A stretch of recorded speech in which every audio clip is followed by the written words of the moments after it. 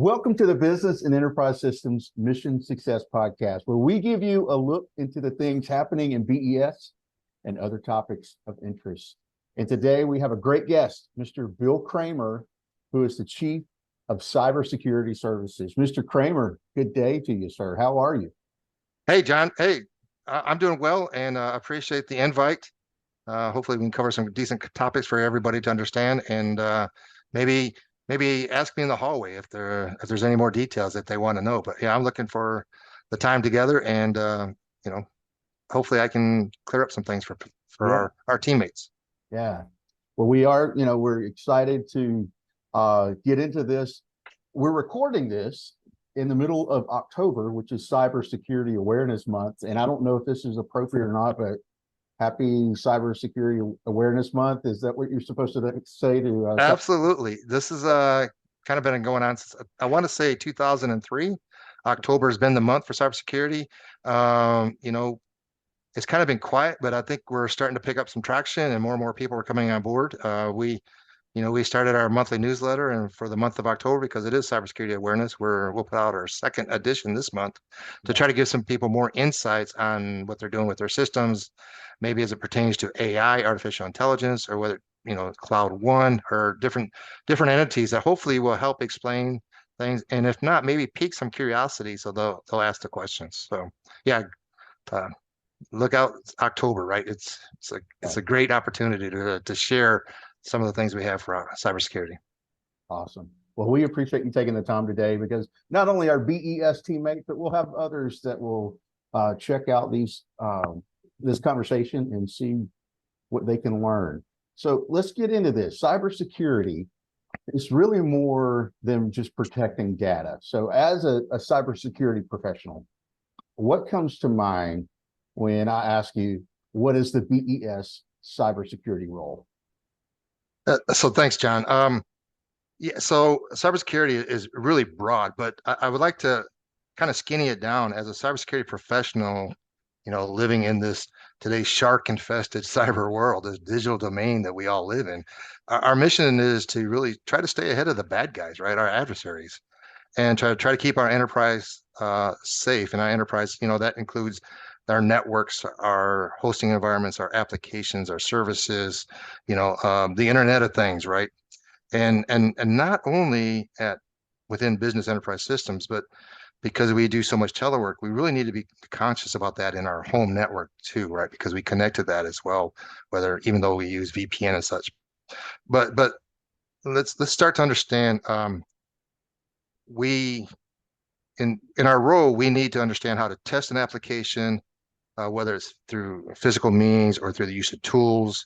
We need to, identify vulnerabilities associated with that system or devices, and also understand the impact to a program if and when they may be attacked. Also understand the many ways our defenses can be breached, and putting that into place, the protections needed to help maintain a secure, resilient cybersecurity posture. It's a huge effort and critically important to the well-being of our enterprise, our cyber defense, and our mission and our people, right? Because we do trade PII, HIPAA information, and you know we all like to get a paycheck, and then with paychecks we share your personal account information. So I think if you look at it, we not only touch our enterprise, but we touch probably just every member of the Air Force, not just BES. And that's a big picture enterprise, your role in cyber as a professional. But what do you think about cybersecurity when it comes to your mind? Uh, Your home, your yeah, so let's get down to the brass tacks here, right? So when cybersecurity comes to my mind, I really want to talk about, and even when I make a decision, I want to talk about attack surface, attack vectors, security breaches.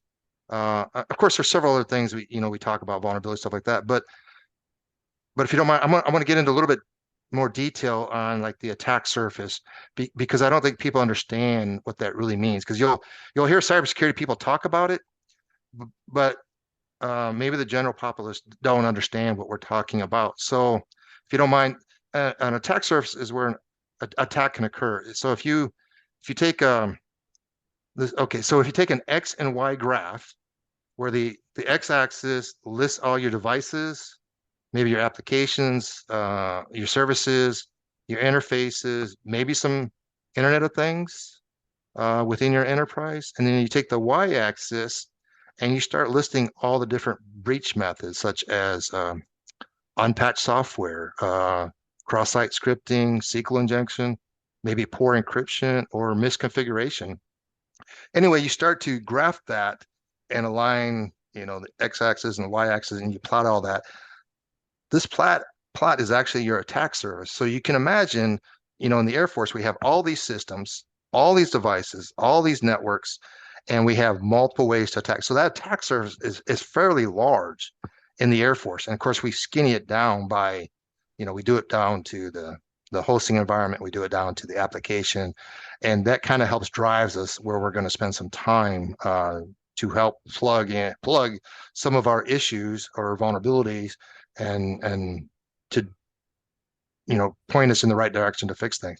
The other thing I talked about was attack vectors, and this is really methods used by our attackers to breach or infiltrate our entire network or our systems or services. They enable hackers to exploit system vulnerabilities,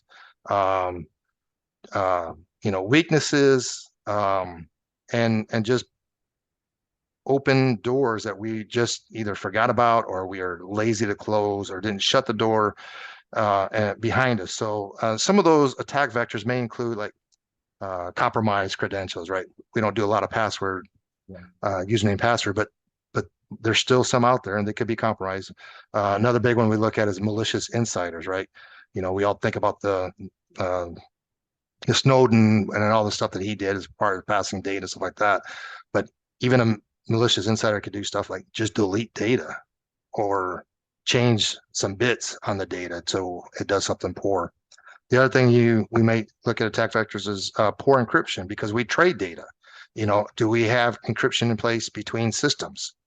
A common one for us is just sometimes we either have misconfiguration of our software and hardware, or we have unpatched software and hardware. And maybe I'll talk about that if we get into talk about open source stuff, but just stuff like that we need to patch. And we're getting better at that, but that's just an area that we need to look at as part of our attack vectors.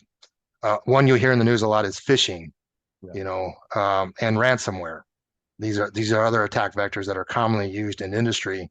And again, I have, I see phishing all the time on some of the networks I deal with, and although people are very, usually conscious, but sometimes they get through and we don't realize impact until later down the road.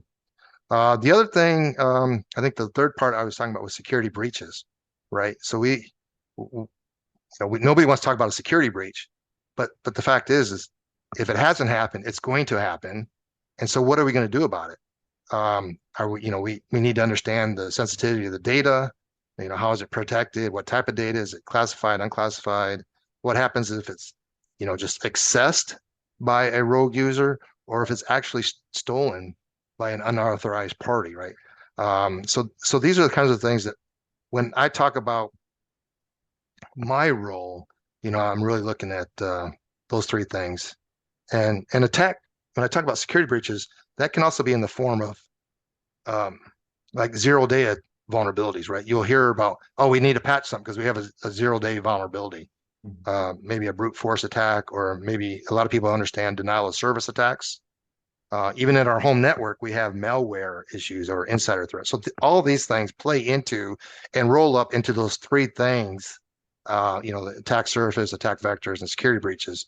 And again, there's many other things, but those are the three things that correlates everything back to me when it comes to cybersecurity. Yeah.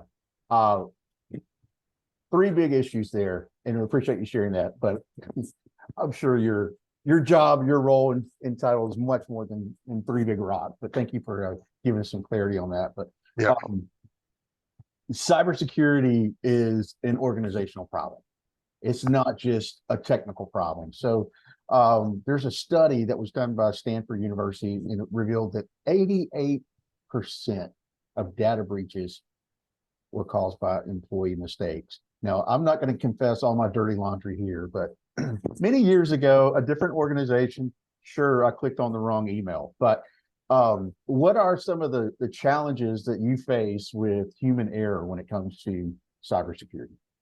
Yeah, so let me start with you're absolutely correct. Cybersecurity is an organizational problem, and it should be everybody's problem, right? We all need to be mindful, and I know we ask people to take certain training and stuff like that. I think we could do some more on that side of the house. But again, as I mentioned, it doesn't stop at our office door or the gate of the base, right? Um, we have in this telework world, we bring our laptops home, we connect to our home networks. You know, we need to understand that our home networks are secure.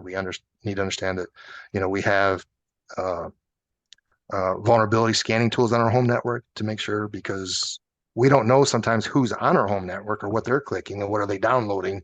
And yet again, we're connecting our government laptop to that network.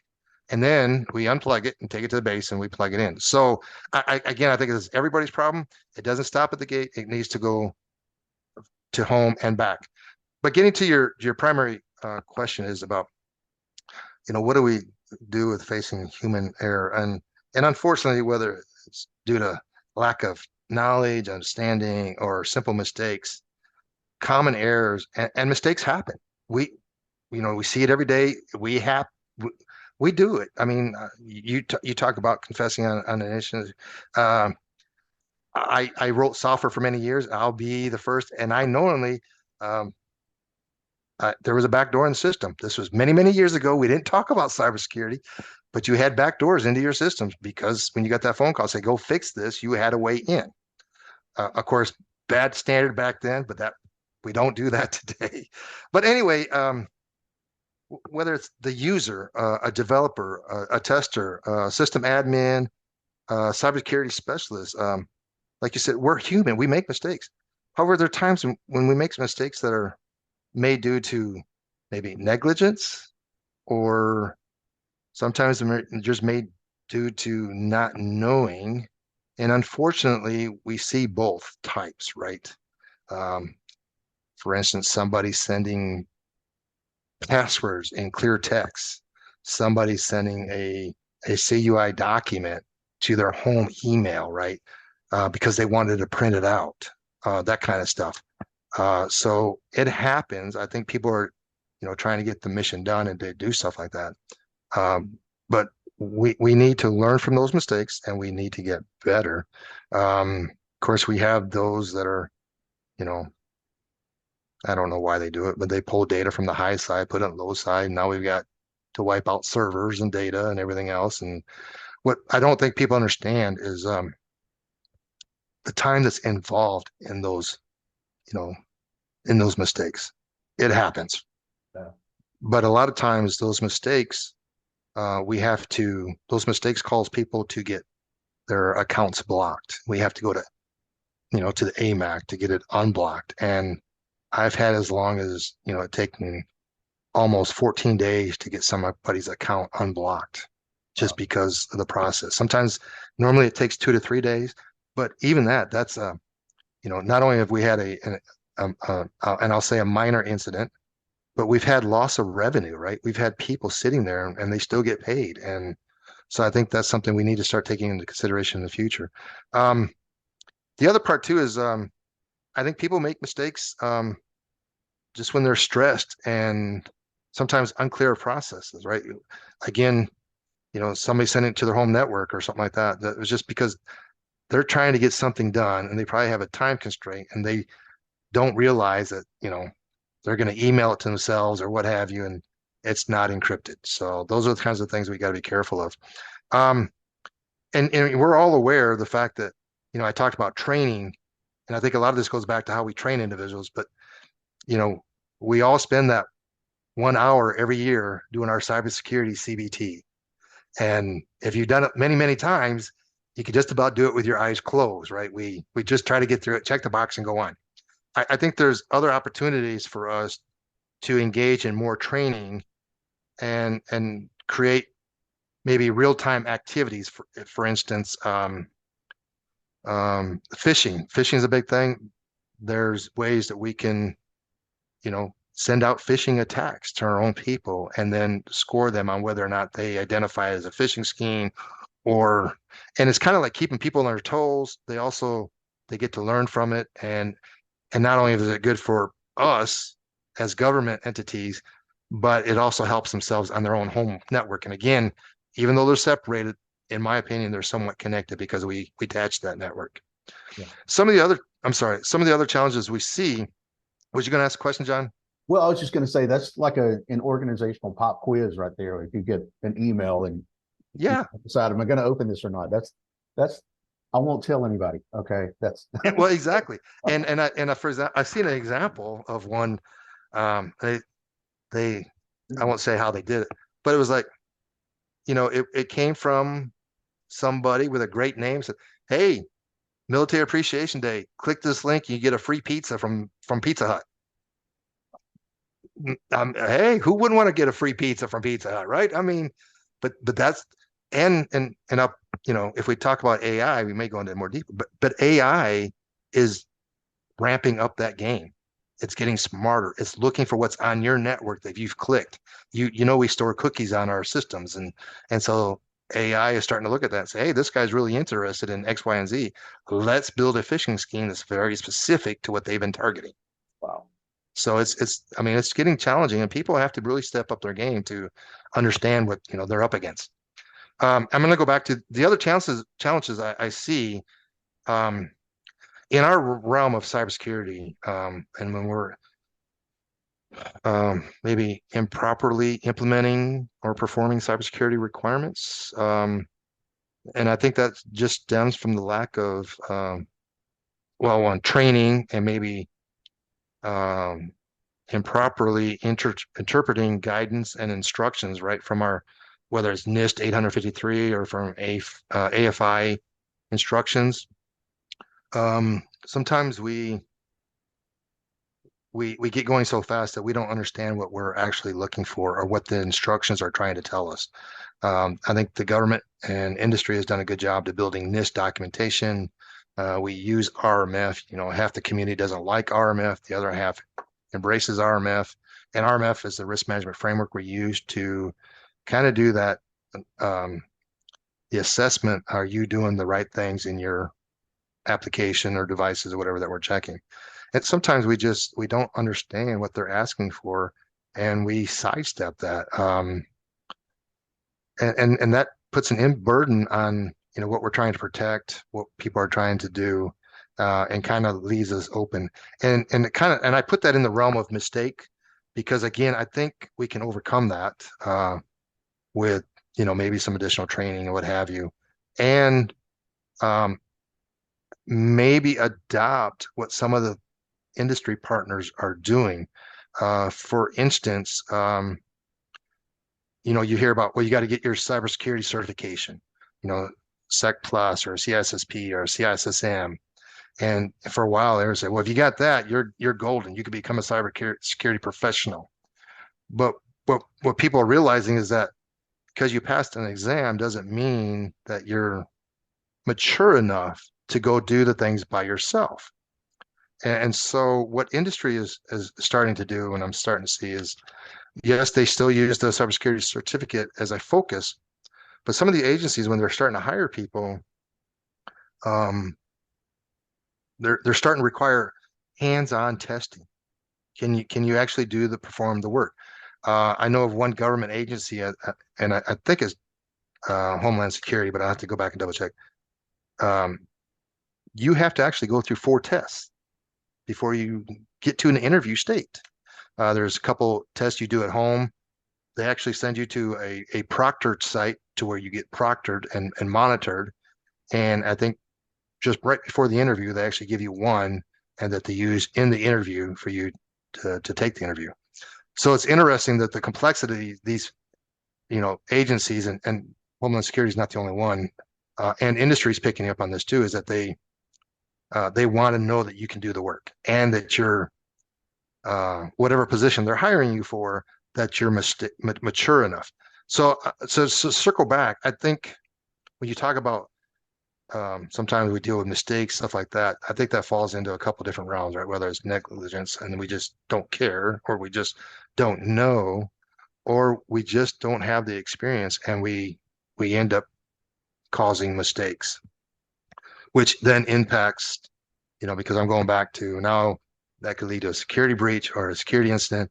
And now we got to spend a lot of time doing forensics, doing the analysis, going back and get permission to turn the accounts back on or turn the application back on and start processing data. So I kind of rambled on that one, but I think mistakes fall into a number of areas. But I do believe, we are human. We make mistakes, and so that 88% doesn't really doesn't surprise me, if you will. Yeah. Yeah. Well, just hearing some of the things you're talking about, something as simple as emailing yourself from the office to the home, I think most people would even give that a second thought. If you had 2 or 3 items of do nots, don't do's, what would you say to some of our team? Be sure you don't do this. It's probably outside of something you've ever thought about, but just some security. Yep. Some of the biggest things I see just from the everyday teammates at BES is doing stuff just like you said, right?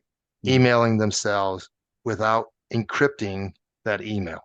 Everybody assumes that we're on the AFNet, it's encrypted, which is true, right? We use TLS and we encrypt it. But if you send it outside to your corporate office, to your personal account, anything like that, it's not encrypted. So now those that are monitoring you, like the 690th Air Force or the 33rd or like that, as soon as they see that going to an external point that's not encrypted, you're going to get popped. Your account's going to get blocked, and the team's going to spend a lot of time doing the forensics. And oh, by the way, that 1 hour CBT, you're going to have to take that again, along with any remediation that your company imposes on. So that's one of them. The other thing is, if you're not sure about a process or you see a cybersecurity incident, you just need to raise the question. That's most programs within BES, they have a ISSO or ISSM support team. We have site leads, whether it's Joint Base San Antonio or Wright Pat or Gunner. Reach out to somebody and ask the question, because that hour it takes to ask that question, what have you, may save 5, 10, 50 hours down the road. Right. And keep somebody from exposing our data. Wow. That's a lot to think about. Really good stuff. So Yeah. moving on, kind of in that same realm, as an organization, what are some of the common threats that we're facing? So this is interesting. Let's see. First of all, I'm kind of chuckling, right? Because it's really that question that it's what we don't know, right? Those are the threats that we can do a lot of things. For the threats we know about, we probably have remediation activities to help with those. Yeah. It's the threats we don't know. And I bring that up because, we in BES have been writing software for many, many years. Okay? And we've been scanning, and this is near and dear to our heart, because if you hear me talk to MITS or at other forums, I talk about open source libraries, and so we're going to hear about it again. We, several years ago we started scanning, and it was really just a static code scan for what our development teams had developed, and they would run the scans, fix the issues, and go forth. Well, again, we didn't know what we didn't know, and now our tools have evolved. The same tool we ran 2 years ago now has capability to run an open source analyzer. And so we're using that capability to scan our codes for other vulnerabilities. And what we've seen initially was, oh my, wow, all shucks, because it had opened up another avenue of potential vulnerabilities or threats that we weren't aware of. And we've been doing this for many, many years. Yeah. So now these tools, they're enabling us and providing us insights to the source code we've never seen before. And so we're starting to use the tools to scan the open source libraries. We've identified several outdated libraries, that we've been carrying those threats, and I do air quotes, for many, many years. We didn't have a knowledge that we were bringing in some of these interdependencies from other libraries into our baseline. So again, I chuckle because, when you talk about, common threats, this has been a common threat we've had for many, many years. We just didn't know it. What's interesting though, is now the tools are evolving, right? And we're starting to be able to use this capability, to get to some of the problems. And so what we didn't have 2 years ago, I'm going to be interested in see what we have able to overcome in the next 6 months, 12 months, or a year from now. And see if we can't, fix some of these threats that we have in our systems or vulnerabilities. Another new one, everybody's probably heard about it, was the SBOMs, right? Again, that kind of correlates to open source libraries, and that's SBOMs, the software bill of materials. And so we've had a team under GBE that's been kind of working through that, and they have some tools and they have some other capabilities that they're piloting today to help understand that. And that really kind of tells us, not only do we know where the open source library is in our system, but maybe where it was developed, and are there any rogue contributors to that open source library. Rogue, I mean, as far as adversary. Right. The new one that's, I was just reading about the other day is HBOMs, is the hardware bill of materials. In our enterprise, we use a number of hardware devices. And so, if you stay up with Cisco, they're constantly being bombarded with, not vulnerabilities, but being under attack. So they're constantly updating their, but those are things that kind of we weren't really considering 2 years ago, but now they're on our forefront. Mm-hmm. And so these are the common threats we've got to overcome. The other ones, I think, we have the same issues that we just have to get better at, right? We don't necessarily patch at the frequency we need to. Sometimes we have patches or libraries that are outdated. And other common threats are like misconfigurations of some of our components.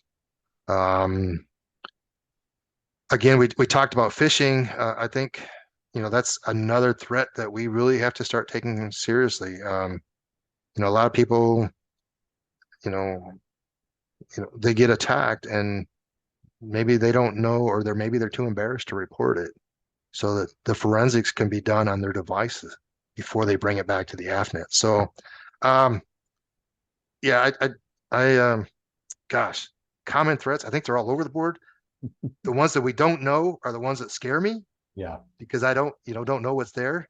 But what you see in the news lately, and a lot of companies are really complying with, and they're getting after it, is 0-day vulnerabilities, right?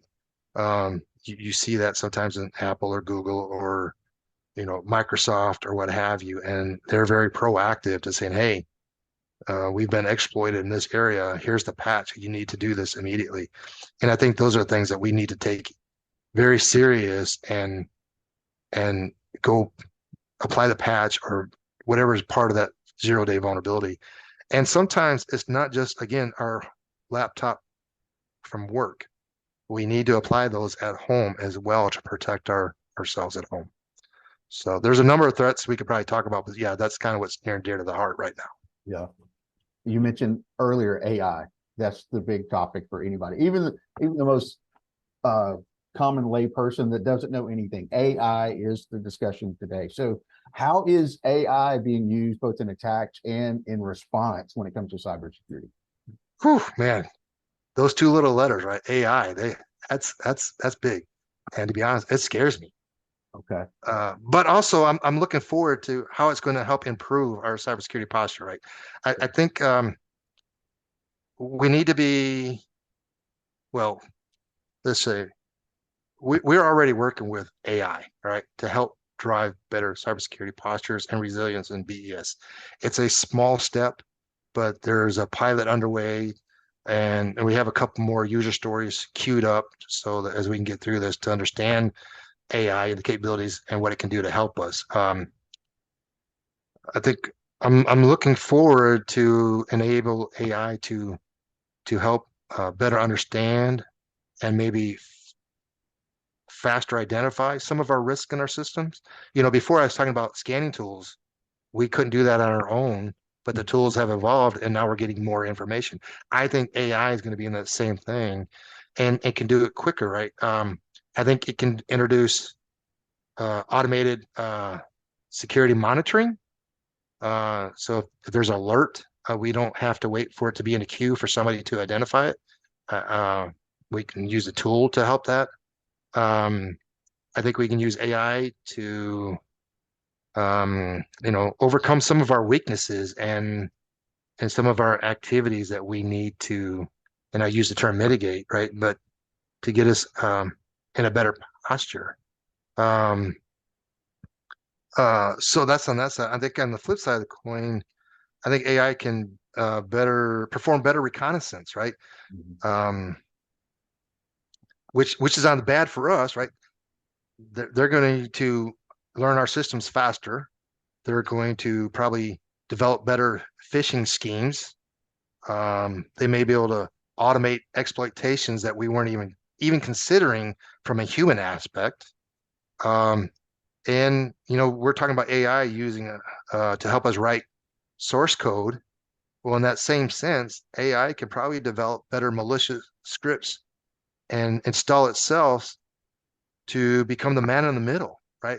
So that now they have not only, internal access, but they have access to all the data, and now they can manipulate that data.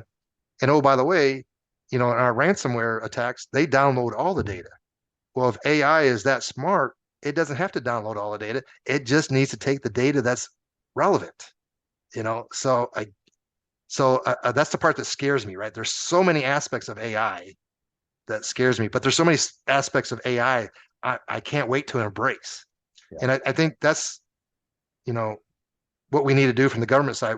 We don't need to give up on AI because we're scared of it. I think we need to embrace it to understand the capability and how we can quickly use it to our advantage without, kind of destroying ourselves within. Yeah.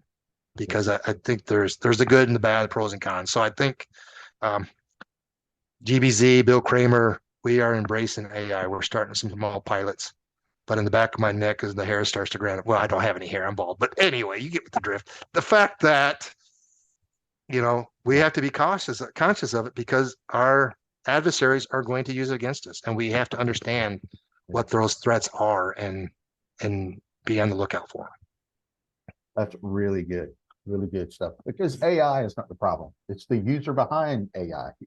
Absolutely. How can we, as the good guys, work it to our advantage? I love that. So just lastly, let's get ready to wrap up here. Is there anything you want to say to the BES community in regards to cybersecurity? What would your words of wisdom be? Um, yes. Okay. You gave me the podium, the soapbox. Let's just start back to what we talked about. All members of BES should be conscious of some aspect of cybersecurity and their role that they play with regards to cybersecurity as we develop software products, right? That software development lifecycle is there's cybersecurity sprinkled throughout, whether we start with requirements, business impact analysis. We just have to be conscious of that. So this is not cybersecurity is not a black box. We need to make sure everybody's engaged in it.